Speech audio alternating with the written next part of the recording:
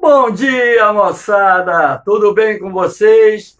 Aqui quem vos fala é o professor Eugênio Bastos, canal Geogênio, a serviço dos alunos que gostam de estudar e passar em concursos.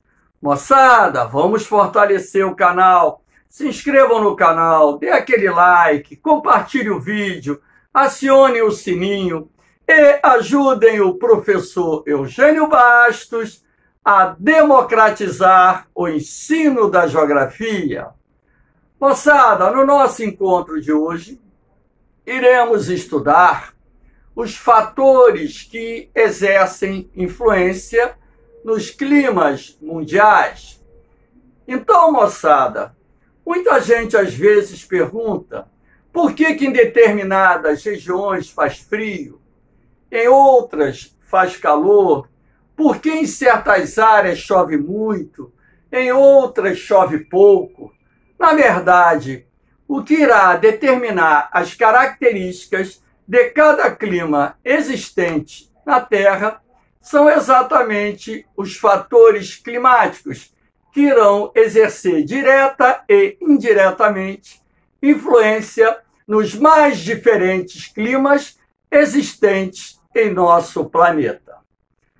Vamos começar a ver a influência da latitude no clima.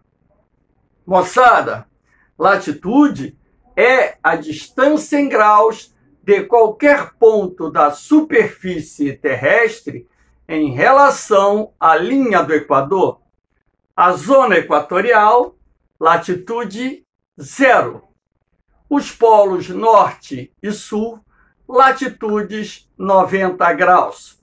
E aqui nós temos uma imagem para mostrar a vocês de que forma a latitude exerce influência no clima. Observem só que os raios solares estão incidindo diretamente sobre a zona equatorial do planeta. Então, como a linha do Equador recebe a incidência perpendicular dos raios solares, é este o ponto da superfície terrestre mais aquecido pelos raios solares.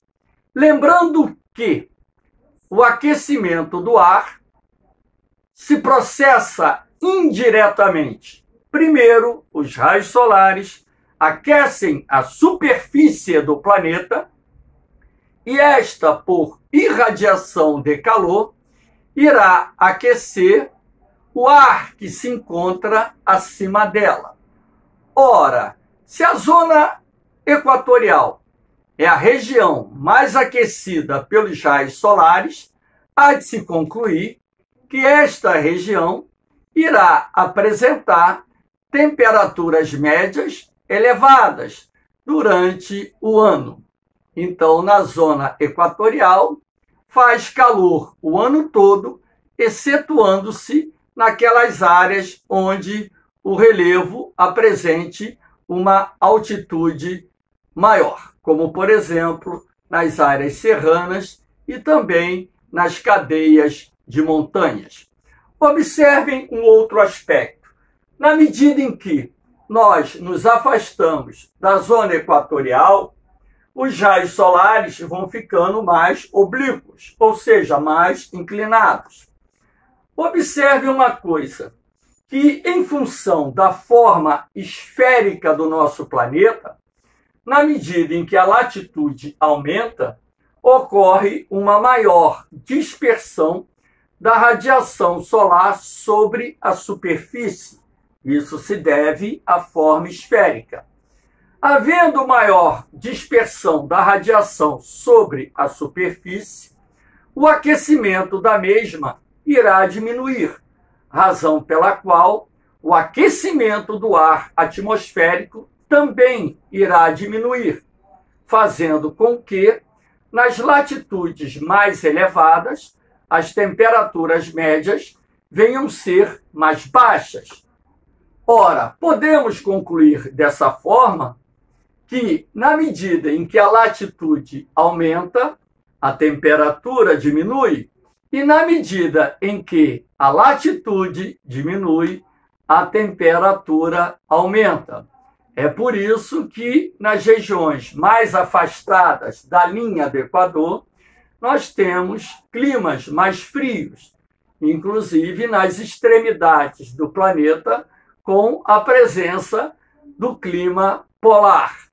A latitude é, portanto, um fator de grande importância para que nós possamos entender essa distribuição, do calor na superfície do nosso planeta e, consequentemente, também na atmosfera ou na baixa atmosfera que circunda o nosso planeta. Aqui nós temos a influência da altitude. Ora, você pode ter duas cidades localizadas na mesma latitude, apresentando temperaturas diferentes. E um dos fatores que nós podemos utilizar para explicar essa diferença é a variação da altitude. Lembrando que o aquecimento do ar atmosférico se processa indiretamente, ou seja, primeiro os raios solares aquecem a superfície do planeta e esta, por irradiação de calor, irá aquecer o ar que se encontra logo acima. Portanto, na medida em que nós nos afastamos da superfície de irradiação de calor, mais frio será o ar. É como se você acendesse uma vela e aproximasse a palma da sua mão da chama. Você observaria que o ar ficaria cada vez mais quente. Ao contrário do afastamento da palma da mão da chama. Na medida em que você afasta a palma da sua mão da chama, o ar vai ficando mais frio, até mesmo porque, na medida em que as moléculas de ar quente se propagam, elas vão se resfriando. Moçada, nós temos que levar em consideração outros aspectos. Em primeiro lugar, que a maior parte da superfície de irradiação de calor do planeta encontra-se ao nível do mar ou próxima do nível do mar. As serras, as montanhas, representam um percentual muito pequeno dessa superfície de irradiação de calor. Um outro aspecto que você deve levar em consideração é que, na medida em que a altitude aumenta, o ar vai ficando mais rarefeito, razão pela qual a capacidade do ar aprisionar ou reter o calor irradiado pela superfície diminui. Há de se destacar também que o ar que circunda as áreas mais elevadas do planeta é um ar frio, até mesmo porque, como eu disse anteriormente, a maior parte do calor irradiado para a atmosfera provém das áreas localizadas ao nível do mar ou próximas do nível do mar. Aqui eu coloquei um desenho onde eu disse que a temperatura ao nível do mar, temperatura do ar atmosférico, é de 30 graus Celsius.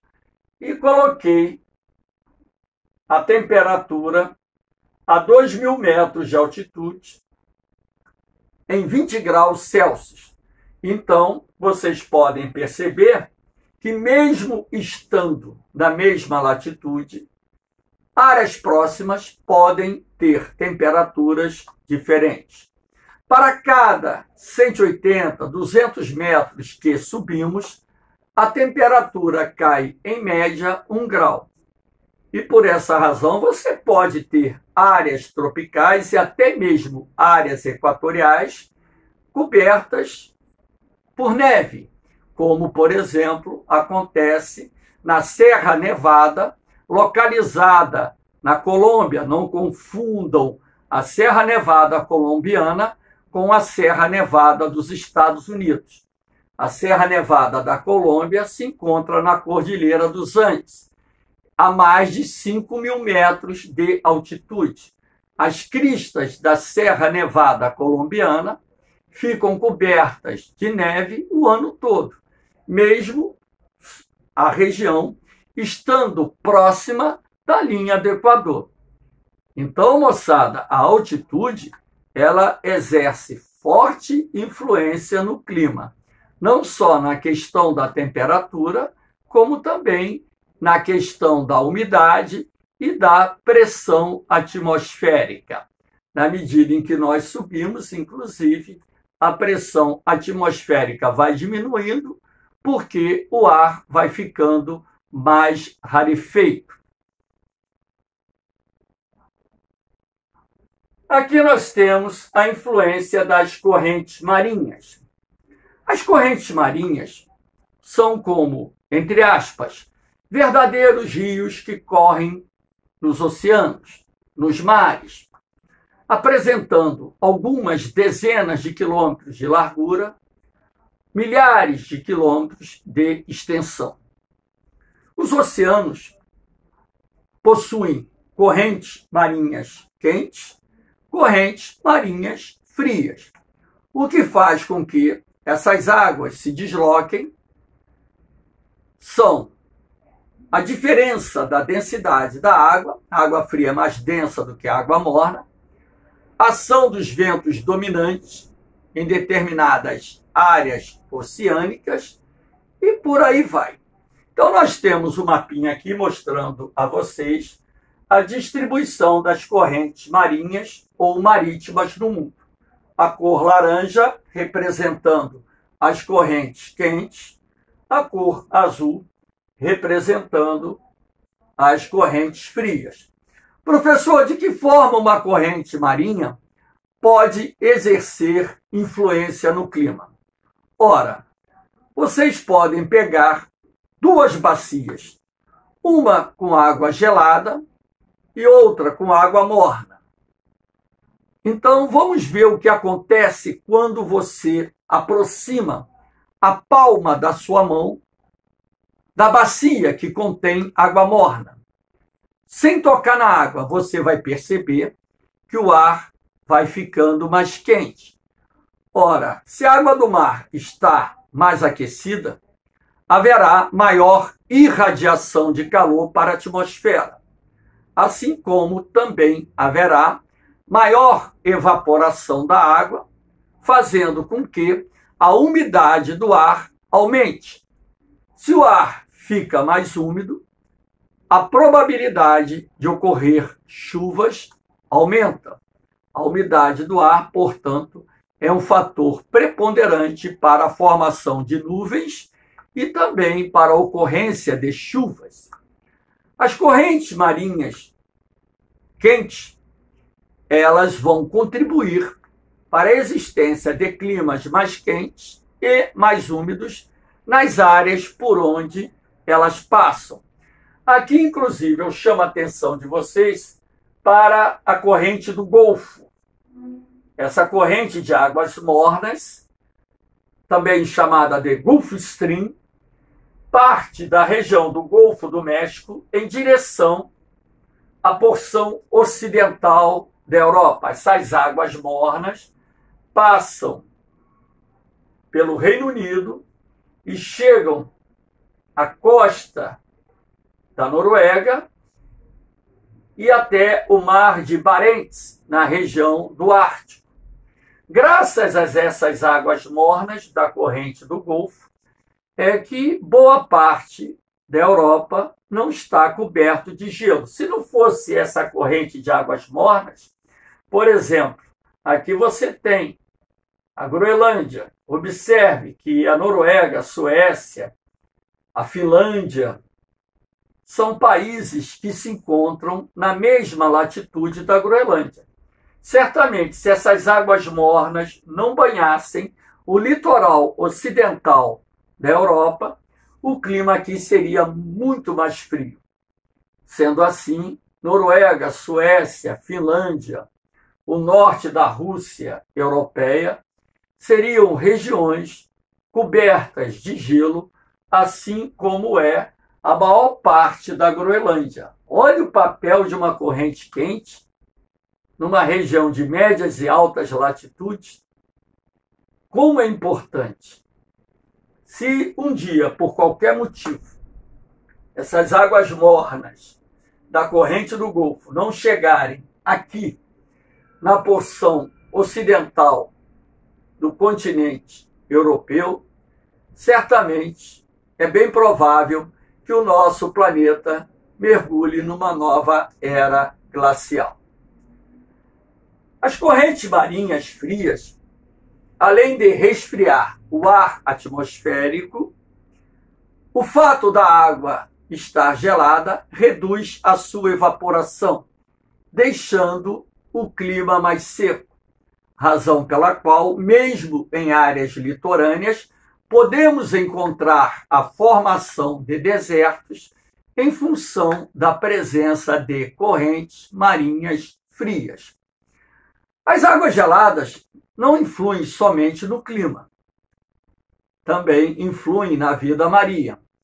As áreas oceânicas banhadas por águas frias são mais ricas em oxigênio e plâncton, o que contribui para a concentração de peixes e, consequentemente, o desenvolvimento da indústria pesqueira, como acontece aqui na costa ocidental da América do Sul, onde as águas geladas da corrente fria de Humboldt chegam até a zona equatorial. Essas águas geladas contribuem para que o Chile, Peru e Equador figurem entre os maiores produtores mundiais de pescados, ou seja, de peixes.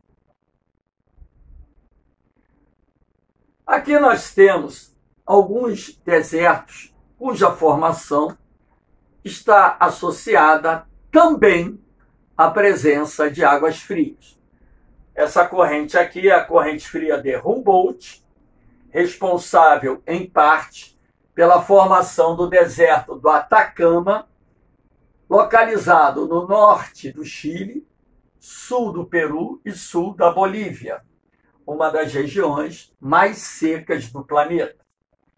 Do lado de cá, na Argentina, nós temos o deserto da Patagônia, cuja origem está associada à corrente fria das Malvinas ou Falklands. Aqui no sudoeste da África, nós temos o deserto da Namíbia, cuja ocorrência, em parte, está associada à corrente fria de Benguela. Aqui no litoral atlântico do norte da África, nós temos o deserto do Saara, estendendo-se até o litoral.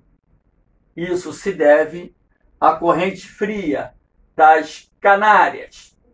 E aqui nós temos também boa parte da Austrália, dominada por climas áridos e semiáridos, inclusive se estendem até a faixa costeira, motivado pela presença também de uma corrente fria. Então, como eu disse a vocês, as correntes frias podem contribuir para a formação de desertos em regiões litorâneas. Todavia, os desertos também se formam por outras questões, outros fatores, que nós iremos estudar na parte referente à classificação dos climas. Aqui nós temos a influência da continentalidade e maritimidade. Eu chamo a atenção de vocês para o fato de que a maior parte das terras emersas do planeta estarem localizadas no hemisfério norte. Aqui nós temos a linha do Equador, então há de se perceber que a maior parte das terras emersas, ou seja, aquelas que se encontram acima do nível do mar, estão no hemisfério norte. Para entender a influência da maritimidade e continentalidade no clima, é preciso ter uma noção de calor específico. A água, ela se aquece mais lentamente e se resfria também mais lentamente do que a rocha, razão pela qual os oceanos são considerados reguladores térmicos. As áreas sob influência da maritimidade apresentarão climas com temperaturas médias que estarão sofrendo menor oscilação durante o dia e ao longo das estações do ano, ou seja, as amplitudes térmicas, tanto diárias como anuais, em áreas sob influência da maritimidade, serão menores. As áreas sob influência da maritimidade também apresentarão climas normalmente mais úmidos, excetuando-se aquelas que estão sob influência de águas geladas. Sendo assim, a ocorrência de chuvas nessas áreas sob influência da maritimidade é normalmente maior. Como vocês podem ver, os países localizados no hemisfério sul, que também é conhecido como o hemisfério das águas, sofre maior influência da maritimidade. A influência da continentalidade será responsável pela existência de climas que apresentarão maiores amplitudes térmicas diárias e anuais. Isto porque as rochas se aquecem mais rapidamente, assim como se resfriam mais rapidamente. E é comum que no interior dos continentes, na maioria dos casos, claro que existem as exceções, o clima venha a ser mais seco. Então, áreas do planeta que sofrem maior influência da continentalidade normalmente irão apresentar climas mais secos com amplitudes térmicas diárias e anuais mais expressivas. Como o hemisfério norte concentra a maior parte das terras emersas do planeta, é lá que nós teremos maior influência da continentalidade no clima. Aqui nós temos a distribuição das massas de ar. Lembrando que massas de ar são porções da atmosfera que apresentam características comuns quanto à temperatura, pressão atmosférica e umidade. O nosso planeta possui várias massas de ar atuando, sendo os três grupos mais importantes as massas equatoriais, representadas aqui em vermelho, as massas tropicais, representadas em amarelo, e as massas polares, representadas em azul. Essas áreas correspondem normalmente aos centros de origem dessas massas polares. As massas equatoriais são massas quentes e úmidas. As massas tropicais podem ser quentes e úmidas, como também podem ser quentes e secas. Então, tudo vai depender do conjunto de fatores climáticos que estarão atuando nas áreas onde se formam essas massas de ar. E as massas polares são frias e secas nos seus centros de origem, porém, aquelas que avançam pelo mar absorvem umidade e, quando chegam em determinados países, podem chegar frias e úmidas, como é o caso da massa polar atlântica, que, quando entra no território brasileiro, ela entra úmida, porque no seu trajeto em direção ao nosso país, ela vai absorvendo umidade. Então, as massas de ar constituem um fator climático de grande importância, sendo parte componente da climatologia moderna e muito importante para que nós possamos entender as dinâmicas dos mais diferentes climas existentes em nosso planeta. Eu chamo a atenção que alguns livros ainda citam a vegetação como um fator climático. Eu não vou entrar aqui no mérito de aceitar ou não, mas dentro do meu pensamento individual, a vegetação ela é determinada pelo tipo de clima que existe na região. Claro que a gente sabe que quando se tem uma extensa área coberta por florestas, o processo de evapotranspiração vai contribuir para que aquele clima fique mais úmido. Mas florestas equatoriais, florestas tropicais, por exemplo, existem por causa do clima. E não são elas que vão determinar o tipo de clima que existe naquela região. Mesmo reconhecendo que as florestas, através do seu processo de evapotranspiração e através do sombreamento da superfície, exercem influência nos padrões de precipitação e temperatura. Moçada, espero que tenham gostado da aula. Dê aquele like, fortaleça o canal, não custa nada. Compartilhe o vídeo, ajude o professor Eugênio Bastos a fortalecer o ensino da geografia. Eu estou levando a vocês um conhecimento 0800 que vai ajudar a passar em concursos, seja ele militares ou vestibulares. Fiquem com Deus, um forte abraço. Eu vou, mas eu volto, hein? Fui!